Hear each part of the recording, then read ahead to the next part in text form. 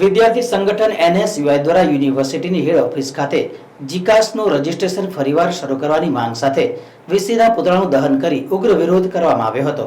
વડોદરાની MS યુનિવર્સિટીમાં હાલ કેટલીક ફેકલ્ટીઓમાં બેઠકો ખાલી પડી છે, તેના મામલે જીકાસનું રજીસ્ટ્રેશન ફરીવાર વિદ્યાર્થીઓ માટે શરૂ કરવામાં આવે તેવી અગાઉ NSUI દ્વારા માંગણી કરવામાં આવી હતી।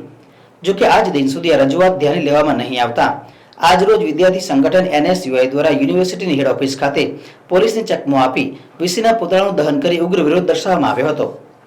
વિશ્વવિખ્યાત મહારાજા સયાજીરાવ યુનિવર્સિટીમાં છેલ્લા 3-3.5 મહિના ઉપરાંતથી પ્રવેશની પ્રક્રિયા ચાલી હતી, પરંતુ આજ દિન સુધી યુનિવર્સિટીમાં એવા ઘણી ડિપાર્ટમેન્ટની બેઠકો ખાલી પડી છે।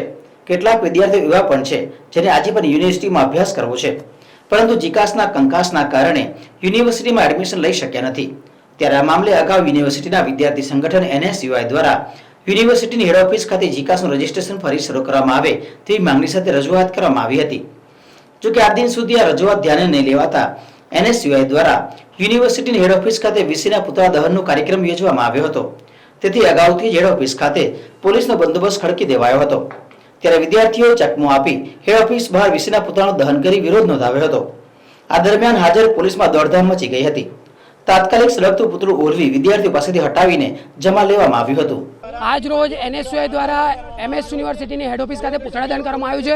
જેવી રીતે આપ સૌ જોશો કે જીકાસમાં કઈ રીતના ધાંધ્યા MS યુનિવર્સિટીમાં એડમિશન લેવા માટે થઈ રહ્યા છે। હજુ સુધી 3-3.5 મહિના થઈ ગયા છે તો પણ એડમિશનની પ્રક્રિયાઓ ચાલી છે।